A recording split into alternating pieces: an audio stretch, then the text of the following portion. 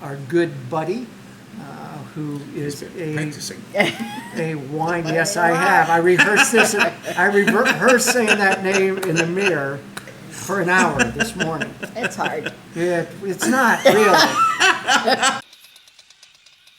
They're back.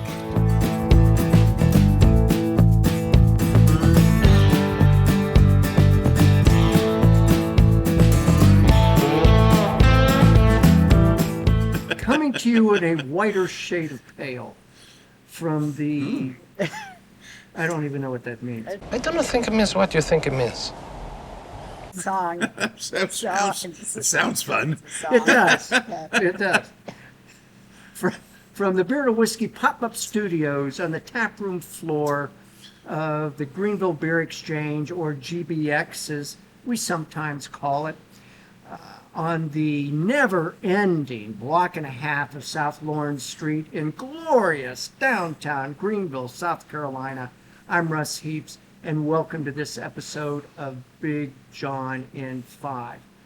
That's where I get my good buddy over here on the other side of the dais, Big John Richards, our certified Cicerone, beer whisperer, and man about town, to pick a beer from one of GBX's 23 taps or hundreds of cans and bottles in the retail store up front. We sniff, we sip, we kibitz. John talks a little bit about the brewery. Sometimes we get a little brewing history, and we get to drink a lot of beer. And today we have with us Susie Barrows, our good buddy, who is a wine. Yes, I have. I rehearsed this. I rehearsed saying that name in the mirror for an hour this morning. It's hard. It's not really. I mean, I'll say this for him. He's honest. It's not really. But her speciality is wine. But she likes to drink beer and she likes to drink whiskey, and that makes her our kind of gal. Yeah. So here she is, and she offered to come by. This is the one day she's not at her own wine beer tap room working, and she chose to come and spend half of it with us. We don't know. Nobody understands. It's a mystery. It's a mystery wrapped in a riddle inside an enigma. We do not know why. It's an honor. Anyway, we're really we'll see about that. But we're really happy to have you with us. Yes, I'm so great. John, Let's drink a beer. John, what do we got? We got a local beer. I just picked one of our Greenville beers that we just put up. It's from Double Stamp, and apologies to people I don't know. I've not historically been a big fan of their beers. They're fine. They're always good beer, but they haven't done anything that's been just exciting to me yet. What's wrong, Russ? Keep going. No, keep Okay. going. So we put this beer up just this weekend, and I tasted it and went, wow, good job. Double Stamp. Let's get, it's a pretty solid effort here. It's an Imperial Stout with coconut. What's it say up there? Coconut, lactose, and vanilla. But it's only 8.5%, so it's not going to completely wear you out, but it's big enough to, kind of get your attention. But I get so many of these coconut beers turn into copper tone for me, and I just can't drink them. But if they're done right, if they're actually using coconut, not some kind of extract or who knows what actual suntan oil. Oh, come on! They can be delicious, and I think they really hit the nail on the head with this one. You hit the hell on the nail. The head right on the nail. Let's taste it. Russ, are you with us? I am. I'm not happy. I'm not happy with the way the camera one shot looks. Is it because I'm in it? Yes, Texas missile. That's. Well, you're half in it. That's the problem.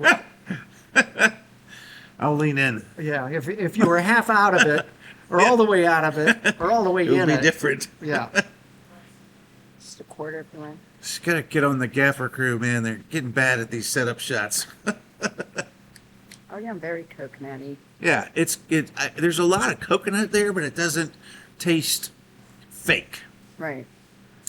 I've said this before when we've had beer with coconut in it. I'm not a fan of coconut, but I like it in beer for whatever reason.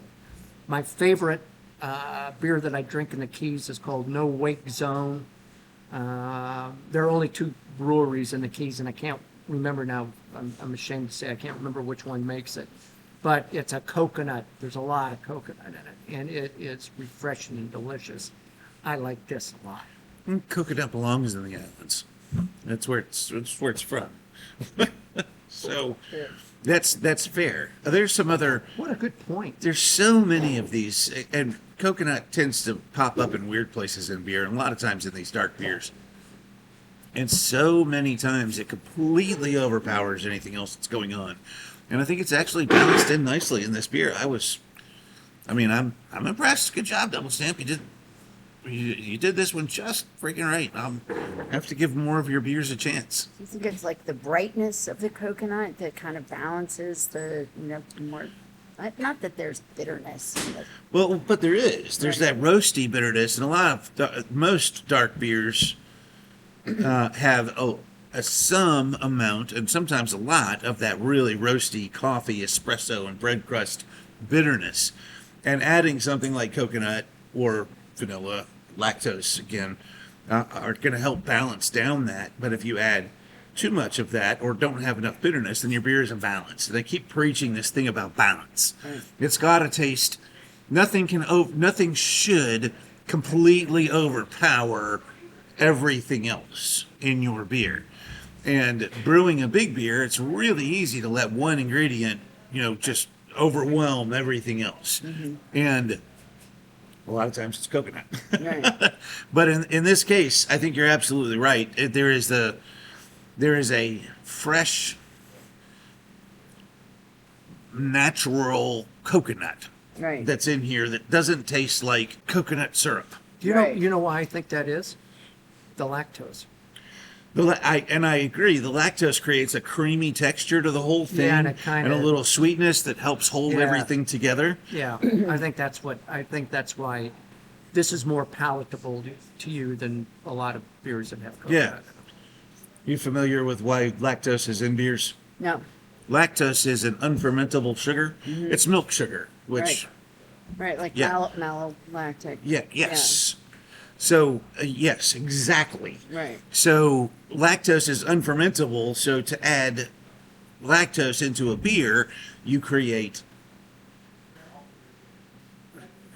If you're just like in wine, you ferment out all your sugars. Right. Except you leave some left over in beer. They don't measure it in residual sugar like they do in wine. Mm-hmm. But if you leave them over or create dextrins or some unfermentable sugar, you create this really creamy, silky texture. Gotcha. Which is what we're doing here because the yeast can't get to it. Right. So it's left with that sweetness that helps to balance down because beer is pretty naturally bitter. Even the grains are often have a fair amount of bitterness to them.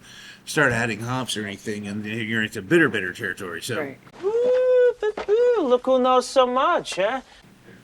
With this, like Russ said, I think that lactose and that creamy texture for sure helps hold everything together. Right. I really like this. I'm impressed. Like I said, I hold up my hands and say I'm impressed. I looked at this. I was in here. We're shooting this on a Monday. I was in here Friday, and had a couple of their stouts. I don't think I had this one. I don't think this one was up there. I think we put it up yesterday. Okay. So, but I looked at the stout list when we got here today, and every one of those sounds wonderful. Yeah. Every one of them. Yep. Good stuff. When you're saying about, kind of like a more, this is a more premium sort of coconut addition. Like, is it sort of like adding oak chips to wine rather than actually fermenting or aging it into an oak barrel? Yeah, so you could use like coconut extract or literally there's like coconut syrups that you can flavor your coffee with or your mixed drink with, Right. and they'll use that instead of actually using coconut because Coconut, it's expensive and time intensive, and Right. so I think they Right. Yeah. actually used Right. coconut. Yeah. Yeah. Yeah. Just like with the oak thing. Yeah. Yeah. Yep. All right, our Therm Pro overlord is going to yell at us. Yes. So, Now you have to sip twice. Let this be a lesson to you. so damn lucky. See you next time.